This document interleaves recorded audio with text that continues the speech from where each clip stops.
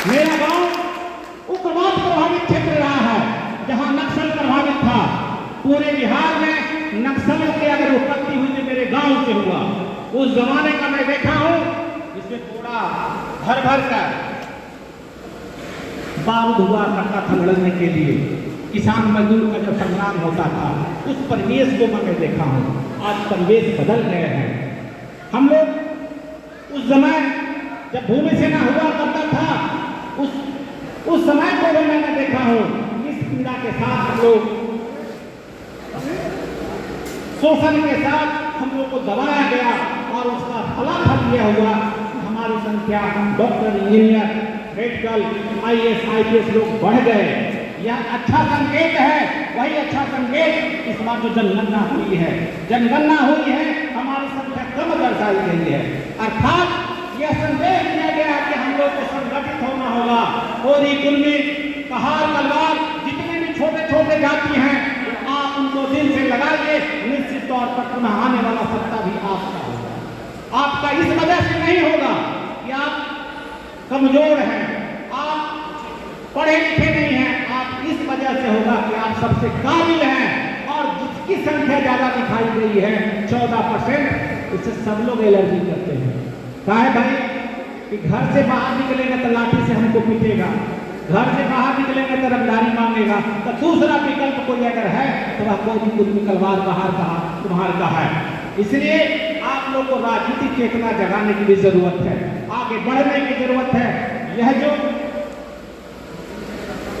84वां नीमा में हम लोग इकट्ठे हुए हैं, यह कोई छोटा बैठक नहीं है। सम्राट अशोक पर कब्जा उन्होंने कहा है अकेले, यहाँ तो सैकड़ों की संख्या में हम लोग इकट्ठे हुए हैं। हमें याद है कि जब हम लोग बच्चे थे तो संख्या हम लोग डर से बोलते थे कि कुर्मी है। अपने को टाइटल लगाते थे, सिंह या पटेल लगाते थे, बहुत बहुत। अब साहस के साथ मैं कह सकता हूँ कि मैं पटेल का बेटा हूँ, पटेल का वंशज हूँ। गर्व है। मैं 2-3 बात कहना चाहता हूँ। देशांतर होने की आवश्यकता नहीं हमें है। हम ये कहना चाहते हैं जो पाखंडवाद है, पाखंडवाद के खिलाफ भी हम लोगों को आंदोलन करने की जरूरत है। यह मंशा हम लोगों ने पूर्व में जाहिर कर चुके हैं। जो जागरण चेतना अभियान हमारा है, उसके तहत पाखंड में जो अरबों रुपया हमारा जा रहा है, दूसरे लोग लूट के लेके जा रहे हैं, ठग के लेके जा रहे हैं, इसको रोकने की जरूरत है। पूर्व के दिनों में नालंदा में ही डॉक्टर ग्रेस जी हैं, इंजीनियर अनिल साहब जी हैं, वहां गए थे। मृत्यु भोज का बहिष्कार। हम लोग के यहाँ एक ब्राह्मण आते हैं, कहते हैं बाबू आपके बाबूजी दूध पिएंगे। कहाँ? वो ऊपर में बैठे हुए हैं, दूध पिएंगे। यहाँ बढ़िया गाय दे दीजिए तो बेटरनी पार भी हो जाएंगे, बाबूजी को बड़ा पुण्य मिलेगा। अर्थात वह पंडित जी तो तकिया रजाए सब फेंकवा लेते हैं आपसे, और अंत में बाहर जाके कहते कितना बेवकूफ है ये दलित शूद्र जात, कितना बेवकूफ हम लोग कहते भी है, मान भी लेता है। आप देखिए ना, हम लोग जब चलते फिरते हैं, हमारे लोग काला धागा बांधते हैं।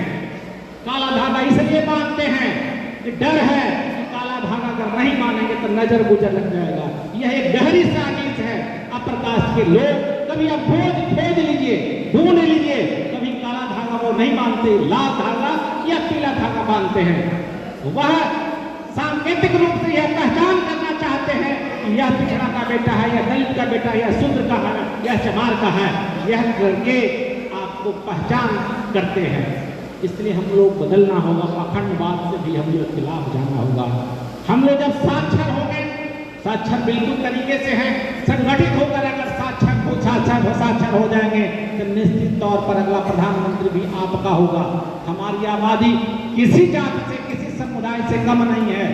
राष्ट्रीय स्तर पर 33% आबादी रहने वाला लोग, हम लोग संगठित नहीं है। चाहे मराठा हो, चाहे पटेल हो, जहां भी जिस जाति के लोग हैं, अगर संगठित होंगे निश्चित अगला प्रधानमंत्री भी आपका होगा। और फिर जब एक बार हो जाएगा तो जिस तरह से 18 साल से हम लोग कुर्सी नहीं छोड़ रहे हैं, उसी तरह से प्रधानमंत्री भी कुर्सी भी आप नहीं छोड़ेंगे। क्योंकि आप लोग जान जाएंगे तो निश्चित तौर पर यह कामयाबी मिलेगी। हम लोग यहाँ इकट्ठे हुए हैं बंद कमरा में यह चर्चा करने के लिए कि हम लोग को समृद्धि कैसे मिलेगा। हम लोग नौकरी के पीछे, फाइल ढोने के पीछे दौड़ लगाते हैं, लेकिन यह प्रयास नहीं करते हैं कि हम लोग सामाजिक कार्यकर्ता कैसे अपने बच्चों को बना लें। जितने भी यहाँ